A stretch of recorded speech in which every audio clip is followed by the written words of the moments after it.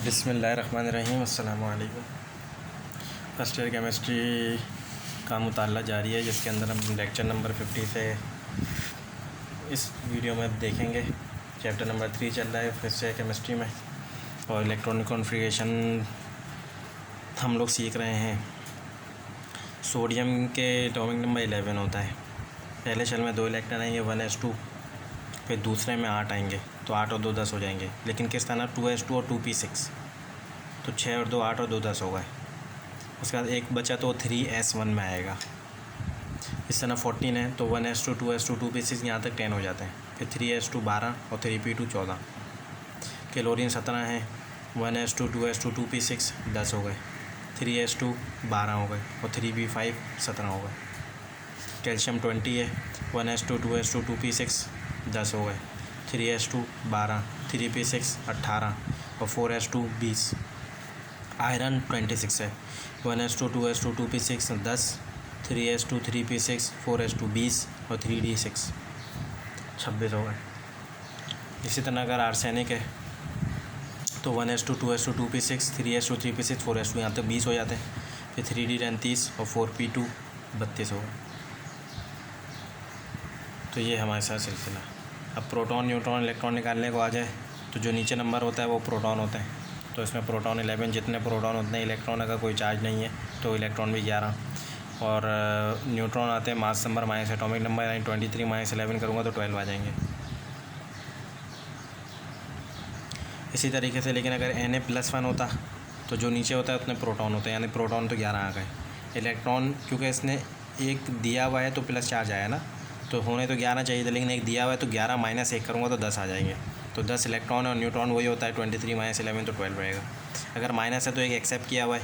एक एक्सेप्ट का मतलब है कि होने तो 9 चाहिए थे, 9 + 1 10 हो जाएंगे अब इलेक्ट्रॉन। तो इलेक्ट्रॉन में अगर चार्ज आ जाए तो इलेक्ट्रॉन में फ़र्क होता है, या अगर प्लस होता है तो माइनस करवाते हैं, माइनस होता है तो प्लस करवाते हैं।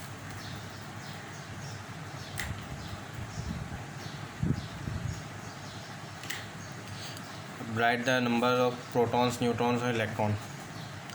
प्रोटॉन न्यूट्रॉन इलेक्ट्रॉन निकालने हैं। जो नीचे होता है वो प्रोटॉन, जितने प्रोटॉन उतने इलेक्ट्रॉन। अगर कोई चार्ज नहीं, लेकिन अगर -1 चार्ज है तो +1 होगा, 9 + 1 10 हो जाएगा। और mass number minus atomic number 19 - 9 करूँगा तो 10 आ जाएगा न्यूट्रॉन।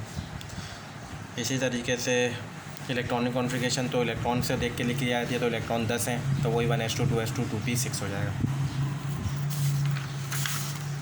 मैग्नीशियम में +2 और 12 और 24। तो जो नीचे होता है वो प्रोटॉन, तो 12 प्रोटॉन हो गए। इलेक्ट्रॉन भी 12 होते हैं, लेकिन +2 चार्ज है तो -2 करूँगा, 12 - 2 10 हो जाएगा। और 10 का लिखूँगा तो वही 1s2 2s2 2p6 आएगा।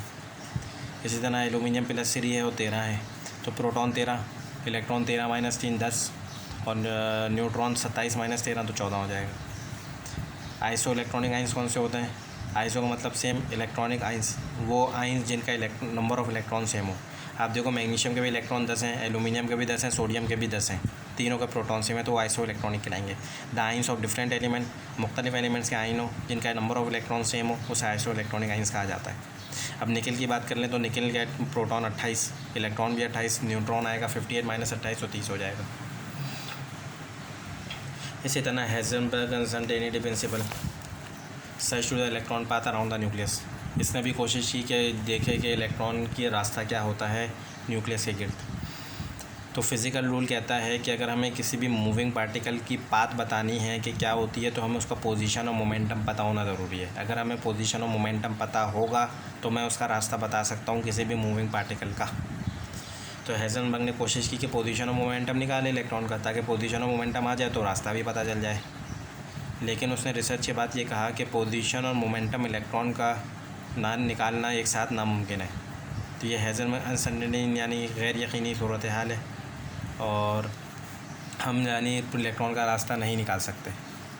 Mathematically ΔX × ΔP = H। ΔX uncertainty position है, क्योंकि पोजीशन तो हमें नहीं पता, तो अनसर्टेनिटी, मोमेंटम अनसर्टेनिटी, और ये प्लांक्स कांस्टेंट है H।